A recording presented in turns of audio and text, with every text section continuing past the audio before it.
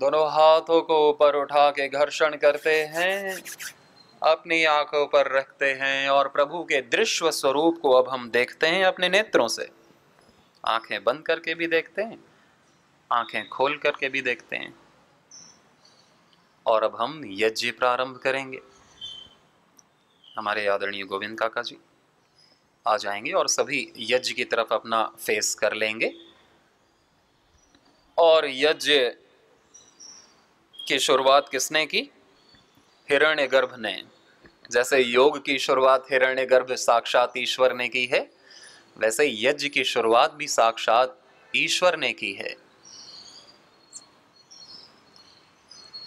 और हमें यज्ञ क्यों करना चाहिए?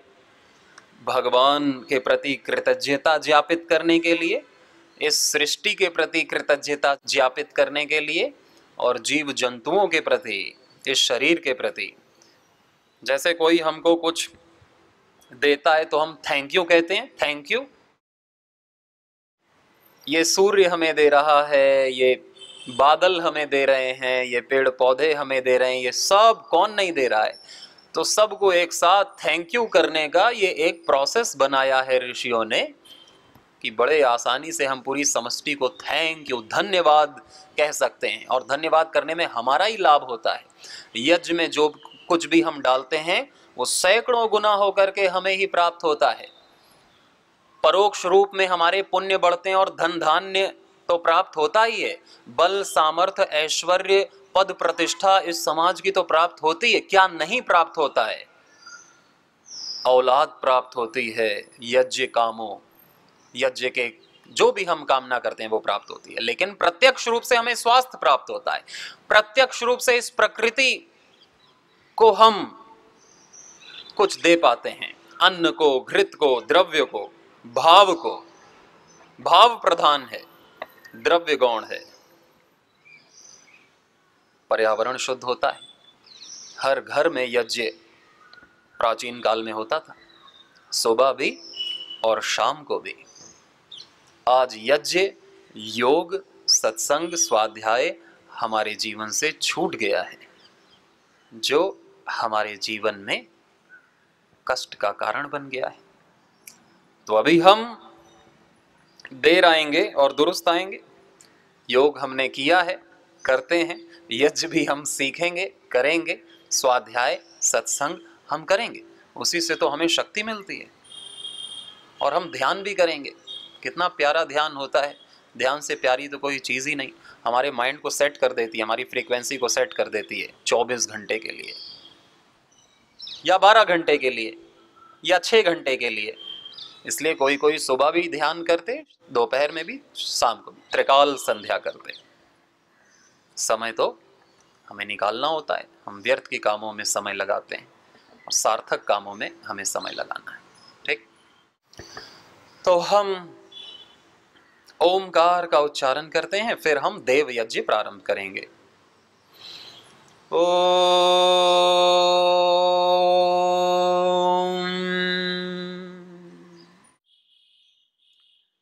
अथेश्वर स्तुति प्रार्थनोपासना। ओम विश्वानि देव सवितर्दुरितानि परासुव यद्भद्रं तन्न आसुव हिरण्यगर्भः समवर्तताग्रे भूतस्य जातः पतिरेक आसीत् सदाधार पृथिवीं द्यामुते मां कस्मै देवाय हविषा विधेम। य आत्मदा बलदा यस्य विश्व उपासते प्रशिशं यस्य देवाः यस्य छायामृतं यस्य मृत्युः कस्मै देवाय हविषा विधेम। यः प्राणतो निमिषतो महित्वैक इद्राजा जगतो बभूव य ईशे अस्य द्विपदश्चतुष्पदः कस्मै देवाय हविषा विधेम। येन द्यौरुग्रा पृथिवी च दृढा येन स्वस्तभितं येन नाकः योऽन्तरिक्षे रजसो विमानः कस्मै देवाय हविषा विधेम प्रजापतेन त्वदेतान्यन्यो विश्वा जातानि परिता बभूव यत्कामास्ते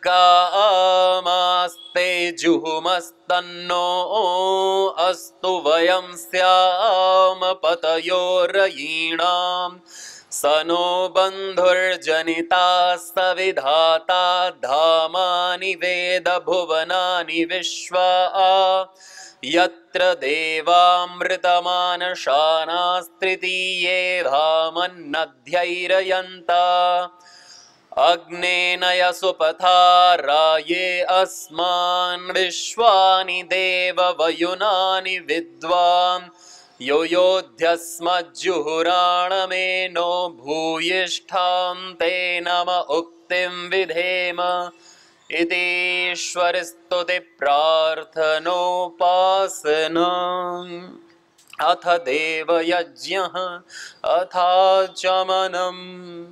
आचमन करेंगे अपने दाहिने हाथ में जल लेकर के।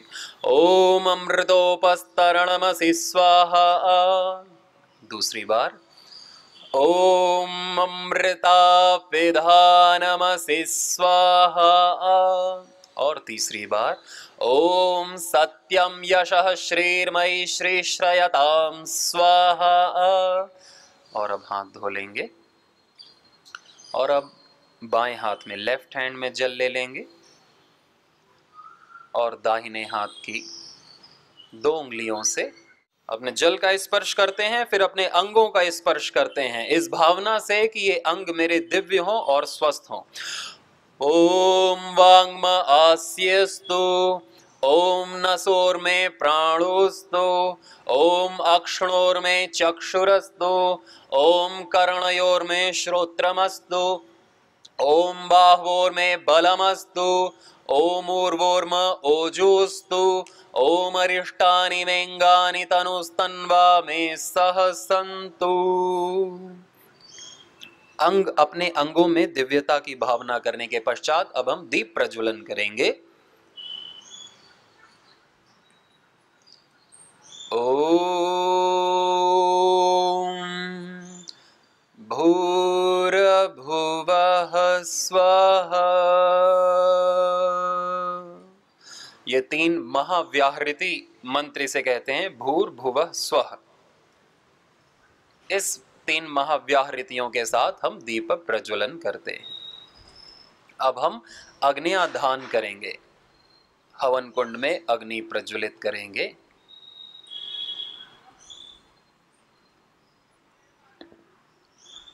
ओम भूर्भुवः स्वर्द्यौरिव भूम्ना पृथिवीव वरिम्णा तस्यास्ते पृथिवी देव यजनि पृष्ठेऽग्निमन्नादमन्नाद्यायादधे। अग्नि प्रज्वलित करें। ओम उद्बुध्यस्वाग्ने प्रतिजागृहि त्वमिष्टापूर्ते सगं सृजेथामयञ्च अस्मिन् सधस्थे अध्युत्तरस्मिन् विश्वे देवा यजमानश्च सीदत। एक बार घी की आहुति दे देंगे। ऐसे हमारे सबके भीतर भी ये अग्नि, एक तो जठराग्नि सबके भीतर होती है, ऐसे ही एक ईश्वर की अग्नि, बहुत सारे प्रकार की अग्नि हमारे भीतर होती हैं।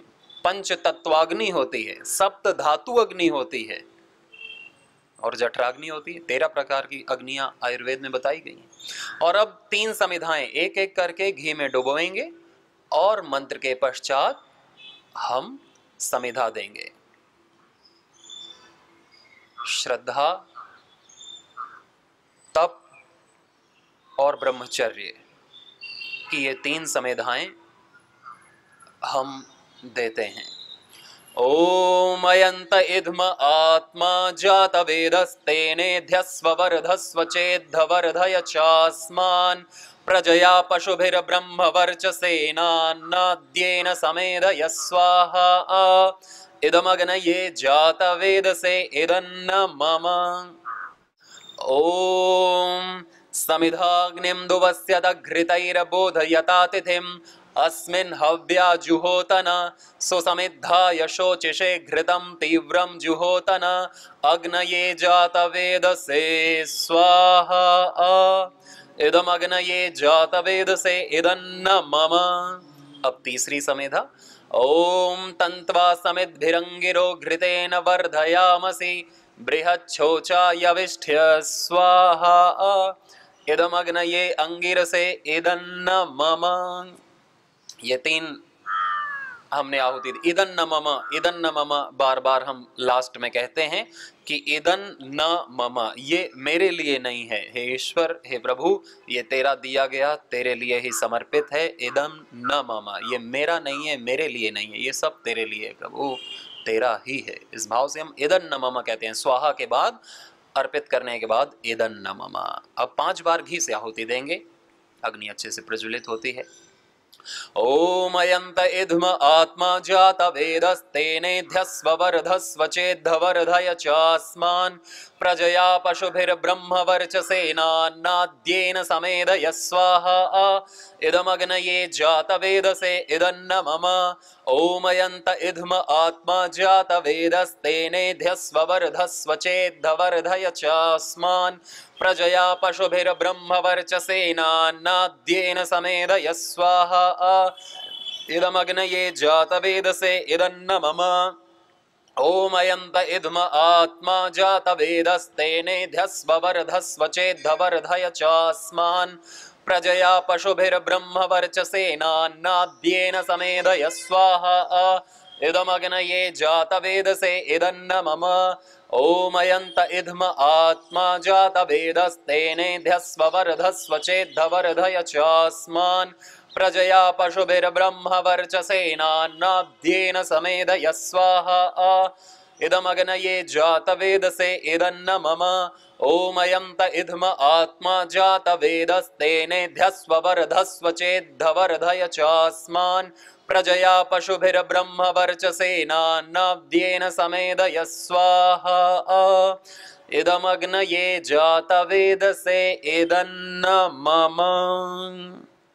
तो पहले हमने 3 समिधाएं दी कि हम ईश्वर के सम्मुख जाते हैं तो 3 समिधाओं को लेके जाते हैं। ऐसा बोला कि जब हम गुरु के पास भी, जब बालक जाता है अपना विद्याध्ययन करने, वेदाध्ययन करने, तो वो भी 3 समिधाएं लेके जाता है। ये तो हमने प्रतीकात्मक रूप से 3 समिधाएं डाली, लेकिन ये 3 समिधाएं प्रतीक हैं श्रद्धा, तप और ब्रह्मचर्य का।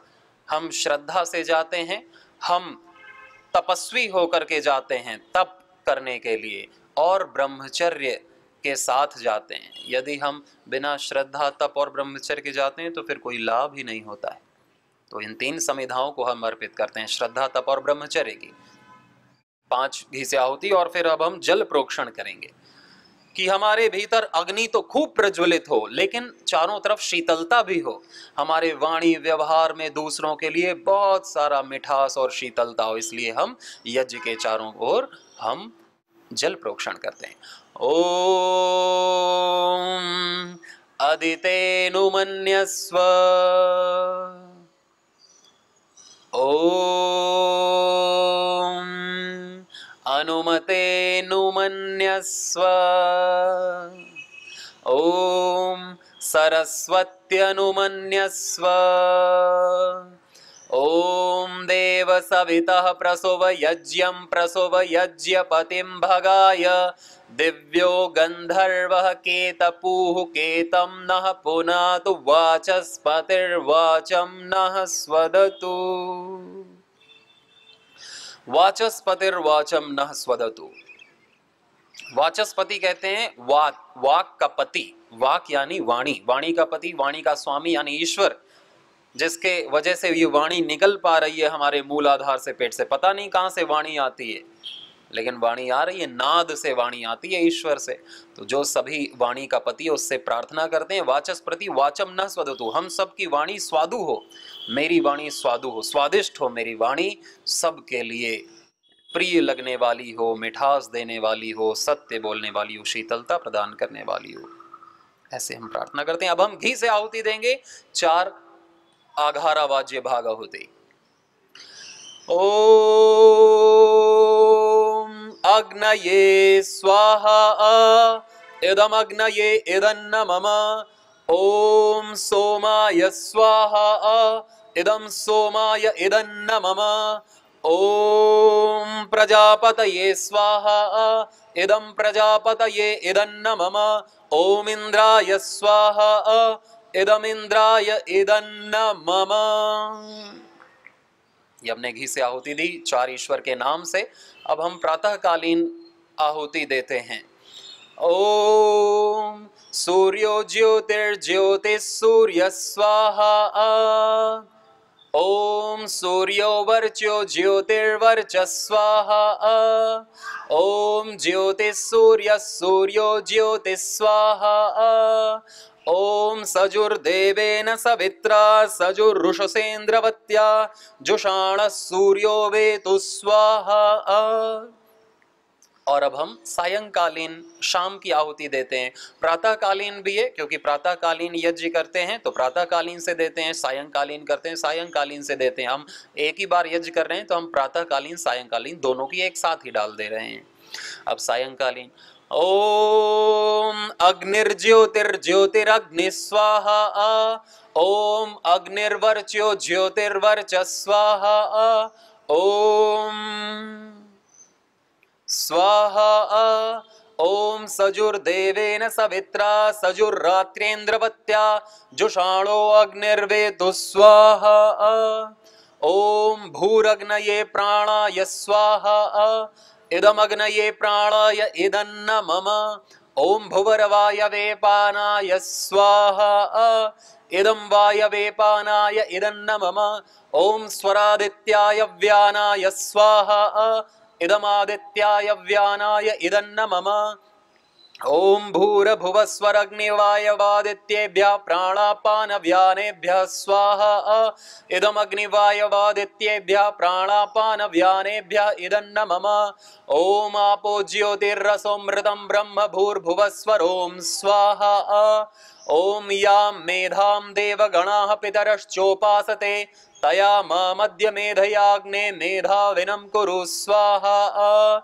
ओम विश्वानि देव सवितर्दुरितानि परासुव यद्भद्रं तन्न आसुव स्वाहा। ओम अग्नेनय सुपथाराये अस्मान् विश्वानि देव वयुनानि विद्वान् युयोध्यस्मज्जुहुराणमेनो भूयिष्ठां ते नम उक्तिं विधेम स्वाहा। ओम भूर्भुवस्वः तत्सवितुर्वरेण्यं भर्गो देवस्य धीमहि धियो यो नः प्रचोदयात् स्वाहा। ओम भूर्भुवस्वः तत्सवितुर्वरेण्यं भर्गो देवस्य धीमहि धियो यो नः प्रचोदयात् स्वाहा। ओम भूर्भुवस्वः तत्सवितुर्वरेण्यं भर्गो देवस्य धीमहि धियो यो नः प्रचोदयात् स्वाहा। ओम त्र्यंबकं यजामहे सुगंधिं पुष्टिवर्धनम् उर्वारुकमिव बन्धनान् मृत्योर्मुक्षीयमामृतात् स्वाहा। ओम त्र्यंबकं यजामहे सुगंधिं पुष्टिवर्धनम् उर्वारुकमिव बन्धनान् मृत्योर्मुक्षीयमामृतात् स्वाहा। ओम त्र्यंबकं यजामहे सुगंधिं पुष्टिवर्धनम् उर्वारुकमिव बन्धनान् मृत्योर्मुक्षीयमामृतात् स्वाहा। ओम स्तोतामया वरदा वेदमाता प्रचोदयन्तां पावमानि द्विजानाम् आयुः प्राणं प्रजां पशुं कीर्तिं द्रविडं ब्रह्मवर्चसं मह्यं दत्त्वा व्रजत ब्रह्मलोकं स्वाहा। राष्ट्रीय प्रार्थना। ओम आ ब्रह्मन् ब्राह्मणो ब्रह्मवर्चसी जायताम् आराष्ट्रे राजन्यः शूरैषव्यो दिव्याधि महारथो जायताम् दोग्ध्रे धेनुर्वोढा नड्वानाशो सप्तिः पुरन्धिर्योषा जिष्णुरथेष्ठाः सभेयो युवास्य यजमानस्य वीरो जायताम् निकामे निकामे नः पर्जन्यो वर्षतु फलवत्यो न ओषधयः पच्यन्ताम् योगक्षेमो नः कल्पताम् स्वाहा इदं राष्ट्राय इदन्न मम ओम राष्ट्राय स्वाहा इदं राष्ट्राय इदन्न मम ओम राष्ट्राय स्वाहा इदं राष्ट्राय इदन्न मम ओम राष्ट्राय स्वाहा इदं राष्ट्राय इदन्न मम। स्विष्ट कृतिया होती कि हम सब जिस भी मनोगत शुभ कामना को लेकर के यज्ञ कर रहे हैं, भगवान हमारी शुभ कामना को पूर्ण करे और सारी अशुभ कामनाएं हमारे भीतर से नष्ट हो जाएं और कोई भी कमी यज्ञ में हमारे भाव में या द्रव्य में रह गई हो तो उसके लिए भी हम क्षमा प्रार्थी होते हैं, प्रायश्चित करते हैं। ओम यदस्य कर्मणोत्यरीरिचं यद्वा न्यूनमिहाकरम् अग्निष्टत्स्विष्टकृत विद्यात् सर्वं स्विष्टं सुहुतं करोतु मे अग्नये स्विष्टकृते सुहुतहुते सर्वप्रायश्चित्ताहुतीनां कामानां समर्दयित्रे सर्वान्नः कामान् समर्दय स्वाहा इदमग्नये स्विष्टकृते इदन्न मम। ओम मौनाहुति स्वाहा इदं प्रजापतये इदन्न मम पूर्णाहुति ओम सर्वं वै पूर्णवं स्वाहा ओम सर्वं वै पूर्णवं स्वाहा ओम सर्वं वै पूर्णवं स्वाहा। ओम तेजोसि तेजोमयि धेहि ओम वीर्यमसि वीर्यं मयि धेहि ओम बलमसि बलं मयि धेहि ओम ओजोसि ओजो मयि धेहि ओम मन्युरसि मन्युं मयि धेहि ओम सहोऽसि सहो मयि धेहि ओम यत्ते अग्नि तेजस्तेनाहं तेजस्वी भूयासम् ओम यत्ते अग्ने वर्चस्तेनाहं वर्चस्वी भूयासम् ओम यत्ते अग्ने हरस्तेनाहं हरस्वी भूयासम्। इस प्रकार हमने ये देव यज्ञ संपन्न किया है। जो प्रतिदिन इस प्रकार अग्नि का दर्शन करते हैं, अग्नि की ऊष्मा उनके चेहरे पर लगती है तो वो बहुत ही तेजस्वी हो जाते हैं। जो प्रतिदिन अग्निहोत्र करते हैं, देव यज्ञ करते हैं, उनका जीवन बहुत ही ओजस्वी और तेजस्वी हो जाता है। उनके घर से, उनके परिवार से, उनके शरीर से सारे विकार, सारे दुर्भाव, सारी नकारात्मक ऊर्जा नष्ट हो जाती है जो यज्ञ करते हैं। क्योंकि अग्निर्वै देवानां मुखम, अग्नि सभी देवताओं का मुख है। अग्नि, अग्नि में हम कोई भी पदार्थ डालते हैं तो वो बहुत ही सूक्ष्म हो जा करके सबके पास पहुंचता है। आकाश के पास, वायु के पास, धरती के पास, जल के पास, सर्वत्र पहुंचता है। जैसे कि हमारी जठराग्नि है, हमें भोजन खाना होता है तो हम कहाँ खाते हैं? पेट में डालते हैं, केवल मुंह में तो नहीं रखते। मुंह में रखेंगे तो पचेगा ही नहीं। तो हम जठराग्नि को देते हैं और जठराग्नि उसे एकदम सूक्ष्म बना करके हाथ के पास भी पहुंचाती है, आंख के पास भी पहुंचाती है, दिमाग के पास भी पहुंचाती है, पैर के पास भी पहुंचाती है, हर जगह पहुंचा देती है अग्नि। इस यज्ञ की सुगंधी आप चारों तरफ अनुभव कर सकते हैं, महसूस कर सकते हैं। और इसी सुगंधी में जो प्राणायाम करते हैं तो प्राणायाम का लाभ और बढ़ जाता है, हमारा आरोग्य और बढ़ जाता है। और यज्ञ में सफेद श्वेत शुभ्र धूम्र निकलता है और वो शुभ्र धूम्र हमारे स्वास्थ्य के लिए अच्छा होता है। अगर हम उचित मात्रा में घी डालते हैं तो, अगर हम ज्यादा घी डाल देते तो फिर काला धुआं निकलने लगता है। तो हम उचित मात्रा में घी डालते हैं। ज्यादा समिधा डाल देंगे तो भी काला काला धुआं, और समिधा सूखी हुई रहेंगी तो धुआं नहीं निकलता है। अगर एकदम ही उसमें जल का अंश तत्व ना हो समिधा लकड़ी में तो बिल्कुल भी धुआं नहीं निकलता। धुआं कब निकलता है? यदि वो जितना ज़्यादा उसमें जल रहेगा, जितना ज़्यादा वो गीली रहेगी, उतना ज़्यादा उसमें, तो इसलिए सूखी समिधा का ही प्रयोग करते हैं। और इसे आप अपने घर में किया करें।